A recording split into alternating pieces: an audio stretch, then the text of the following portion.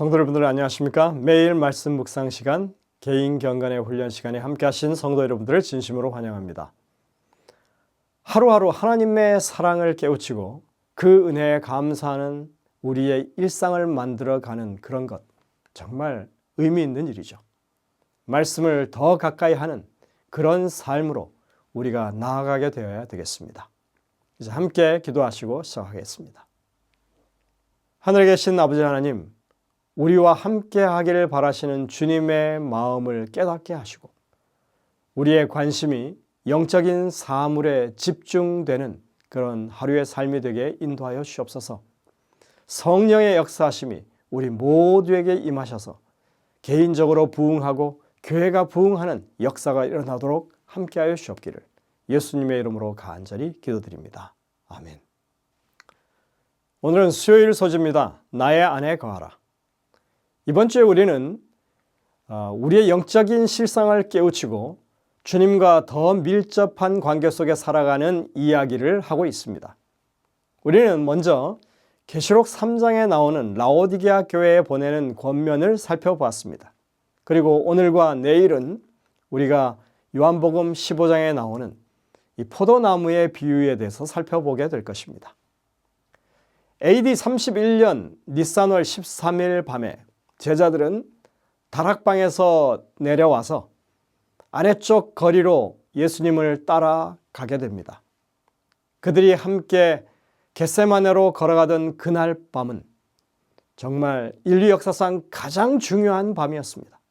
하지만 그들은 아마도 이 사랑방에서 예수님께서 그들에게 하셨던 마지막 말씀이 정말 얼마나 간절하고 소중한 의미를 담고 있는지 깨닫지 못했을 것입니다. 그들은 그저 여느 6월절 날과 같이 그렇게 생각하면서 주님을 따라서 겟세마네로 올라갔던 것입니다. 이제 우리는 그들이 겟세마네로 가기 직전에 예수님께서 하셨던 이 포도나무의 비유를 살펴볼 것입니다.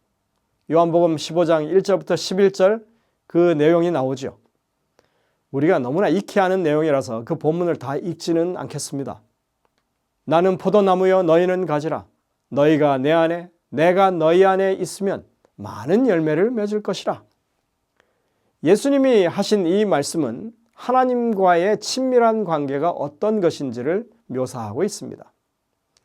이 거하라라고 하는 단어가 여기 이 본문 가운데 그냥 몇 번 나오는 정도가 아니라 10번이나 반복되고 있다고 하는 사실, 우리가 유념히 생각해 봐야 할 것입니다.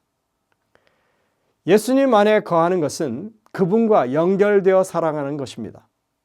주님과 동행한다는 말이죠. 십자가를 목전에 두신 예수님이 그분 안에 거하는 것이 얼마나 중요한지 강조하셨을 뿐만 아니라 우리 삶에서 그것이 어떻게 나타나게 될지 실제적인 측면을 분명하고 간결하게 말씀하신 것이 바로 이 포도나무의 비유인 것입니다. 예수님은 포도나무가 되시고 우리는 그 가지이다. 이 포도나무의 비유는 매우 현실적인 적용이 가능한 비유였습니다. 왜냐하면 당시의 근동 지역에서 포도나무의 재배는 너무나 흔한 농사일이었기 때문에 그렇습니다. 이 포도나무와 관련된 비유는 구약에도 나옵니다. 이사야 5장에 보시면 포도원의 노래가 나오는데 기름진 산에 포도원을 짓는 모습이 소개되어 있습니다. 땅을 파서 돌을 제하고 극상품 포도나무를 심었도다. 그 중에 망대를 세웠고 그 안에 술틀을 팠었도다. 이사야 5장 2절입니다. 이 내용을 보시면 포도 농사를 아주 체계적으로 기술적으로 하는 모습이 담겨져 있습니다. 이 포도원의 노래 중에는 북을 돋운다라고 하는 그런 표현이 나오는데 이것은 포도나무의 받침대, 즉 지주를 세운다고 하는 그런 말입니다. 이 그림은 고대 이집트에서 포도 농사를 하는 모습을 나타내는 그런 벽화 그림입니다. 고대 이집트에서 포도의 이 농작은 매우 발달되어 있었습니다. 주로 이 지주를 세워서 격자의 가로대를 대어서 포도나무 덩쿨이 그것을 타서 이렇게 자라게 했다고 합니다. 오늘날의 농경기술 수준과 전혀 다를 게 없는 그런 발달된 농업기술이었습니다. 그러니까 고대로부터 포도 농사는 지주를 세워서 넝쿨이 땅에 닿지 않게 해서 재배했었다고 하는 것을 우리가 확인할 수 있는 것입니다. 포도를 재배할 때 나무를 지주로 세워 지탱하게 하는 것은 아주 필수적인 일이었습니다. 포도나무는 혼자 곧곧하게 서지 못합니다. 반드시 지주를 의지해야 제대로 된 열매를 맺을 수 있는 것입니다. 이것은 상식적인 일입니다. 만일 포도나무를 떠받치는 그 지주가 없다면 나무는 넘어지고 바닥에 가지를 뻗게 될 뿐만 아니라 그리고 그 결과 맺히는 열매는 썩은 열매, 썩은 포도가 맺히는 것이 되기 때문입니다. 이사야 5장에 나오는 이 포도원의 노래 속에는 이런 표현이 나옵니다. 극상품 포도를 심었도다. 좋은 포도 맺기를 바랐더니 들포도, 썩은 포도를 맺었도다. 이사야 5장 2절에 똑같은 구절에 그 말씀이 나오는 것입니다. 요한복음 15장에서 예수님이 이 포도나무로 비유되고 있지만 이사야 5장에서는 바로 이스라엘 백성이 포도나무라고 그렇게 말하고 있습니다. 대저 만군의 여호와의 포도원은 이스라엘 족속이요 그의 기뻐하시는 나무는 유다 사람이라.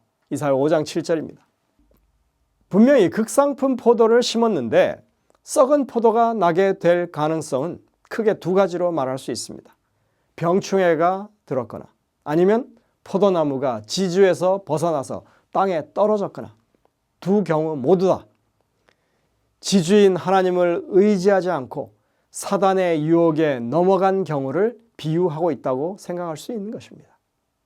예수님이 이 땅에 오셔서 나는 포도나무라 라고 하셨을 때 주님은 전적으로 아버지 하나님을 의지하는 한 인간으로서 그렇게 말씀하신 것입니다. 주님은 아버지 하나님을 의지하고 우리는 그 나무 되시는 주님을 의지하는 구도가 바로 이 비유에 분명하게 보여주고 있습니다. 주님은 요한복음 15장에서 거하다라고 하는 말씀을 하실 때 너희가 내 안에 내가 너희 안에 있다고 하는 표현으로 그것을 설명하고 있습니다. 여기에 사용된 이 거하다, 메노라고 하는 헬라어는 잠깐 머물러 있는 것이 아닙니다. 지속적으로 계속 머무르다고 하는 의미입니다. 그것은 항상 연결되어 있음을 의미합니다. 이것은 관계의 지속성을 말하는 것입니다. 포도나무의 가지가 항상 붙어 있지 않으면 어떻게 열매를 맺겠습니까? 그 생명이 유지되겠습니까? 가지는 나무에 항상 붙어 있어야만 합니다. 그래야 생명의 양분을 받을 수 있고 열매도 맺게 되는 것입니다. 우리가 그분과 함께 거할 때, 그분과 연결되어 있을 때 우리의 가지에 열매가 맺히는 것입니다. 우리 스스로는 열매를 맺을 수 없습니다. 어떤 경우에 우리가 그분과 함께 거하는 것처럼 보이게 만들 수는 있습니다. 그러나 열매가 맺히지 않는다면 우리가 그분 안에 거하지 않았다고 하는 사실이 증명되는 것이죠. 결국 우리의 가지는 말라버릴 것입니다. 가지가 마르면 포도원 지기는 가지를 쳐낼 것이고 열매 맺지 못한 무화과 나무처럼 베어져 버린 그 가지들은 결국은 불살라 버릴 것입니다. 이것은 포도나무의 비유와 무화과 나무의 비유와 하여튼 열매 맺지 못하는 나무의 비유에 동일하게 그 결말을 이렇게 말하고 있습니다. 마태복음 7장에 나오는 열매 맺지 못하는 나무의 비유에서 분명하게 이렇게 말씀하십니다. 좋은 나무가 나쁜 열매를 맺을 수 없고 못된 나무가 아름다운 열매를 맺을 수 없느니라. 아름다운 열매를 맺지 아니하는 나무마다 찍혀 불에 던지우느니라. 주님과 연결되어 있다면 우리는 반드시 열매를 맺게 될 것입니다. 그것도 좋은 열매를 맺을 것입니다. 우리가 그분 안에 거한다면 결국에는 더 많은 열매를 맺게 될 것입니다. 가지에 맺힌 열매는 우리가 누구인지 곧 우리가 그분의 제자라고 하는 사실을 확증할 것입니다. 우리의 열매는 우리 자신의 것이 아닌 그분에게 영광을 돌리기 위한 것입니다. 그러니까 우리가 예수 안에 거한다고 하는 것은 하나님의 아름다운 성품의 이타적인 사랑을 보여주는 그분의 계명을 지키는 것을 의미하는 것입니다. 그래서 예수 안에 거할 때 우리는 그러한 일들을 하기 때문에 큰 기쁨을 얻게 됩니다. 예수님 안에 거하는 것은 예수께 반복해서 그분이 우리에게 요구하시는 일을 행하는 것입니다. 하나님을 사랑하는 것은 이것이니 우리가 그의 계명들을 지키는 것이라. 그의 계명들은 무거운 것이 아니로다. 요한일서 5장 3절에 분명하게 말합니다. 다시 말하면 율법에 대한 순종이라고 하는 것은 결과론적인 것이지 결코 하나님과의 관계 회복의 전제 조건이 아니라고 하는 것입니다. 내 안에 거하라. 너희가 나를 사랑하면 내 계명들을 지키리라. 이 말씀들은 하나님의 백성들에게 너무나 당연한, 그리고 하나님과 좋은 관계를 맺고 있다면 너무나 당연하게 일어날 일이라고 하는 것을 말해주고 있습니다. 여러분들 아주 명백하게 우리가 예수 안에 거한다고 하는 것과 우리 안에 예수를 모시는 것, 이 둘은 정말 같은 말입니다. 예수님을 모셔드리는 것은 우리 라오디게아 교회가 처해 있는 이 처참한 상태를 해결할 수 있는 가장 효과적인 치료법입니다. 치료약입니다. 이것은 우리가 이 땅에서 충만하고 의미 있는 삶을 영위하는 길이고 영원까지 이르게 하는 위대한 비결입니다.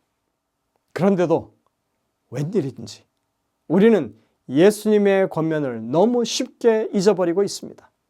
이 비유의 마지막에 예수님은 우리 각자에게 이렇게 말씀하십니다.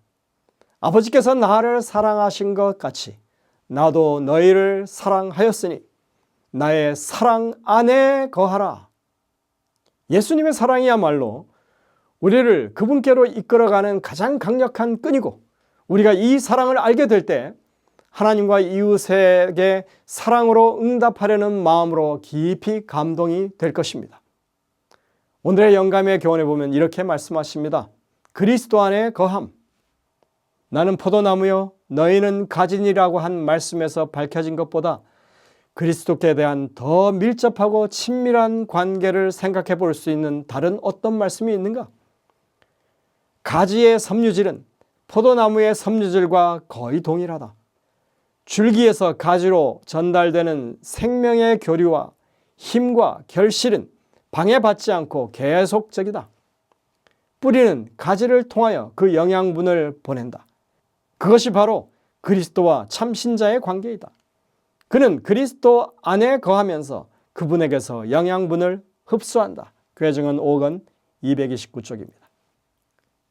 가지는 나무 줄기로부터 양분을 공급받죠. 그것이 가지가 생명을 유지하는 방법입니다. 그것이 가지에서 열매가 맺히는 비결입니다. 이파리를 통해서 광합성을 하고 당분을 만들죠. 그리고 줄기로부터 올라오는 물과 각종 영양분이 결합해서 열매가 맺히게 되는 것입니다. 땅과 하늘이 협력해서 이루는 그런 놀라운 결실입니다. 이 모든 것이 가지가 나무 줄기에 지속적으로 연결되어 있기 때문에 가능한 일입니다. 우리가 하나님의 백성으로서 늘 생명이 넘치고 그리고 살아있는 믿음으로 살아갈 수 있는 비결은 예수 그리스도 안에서 살아가는 길뿐입니다. 오늘 그렇게 살겠노라고 우리 모두가 결심하게 되시기를 간절히 바랍니다. 기도하시겠습니다. 하늘에 계신 아버지 하나님, 생명의 비결이 무엇인지, 열매 맺는 삶이 어떻게 이루어지는지 분명하게 말씀해 주신 주님께 감사드립니다. 우리가 그리스도와 연결된 삶을 살아갈 수 있도록 우리의 마음문을 열고 주님을 마음 가운데 모셔드리는 나날의 삶이 될 수 있도록 저희들에게 늘 깨어있게 하시고 말씀에 순종하게 하여 주시옵기를 예수님의 이름으로 간절히 기도드립니다. 아멘.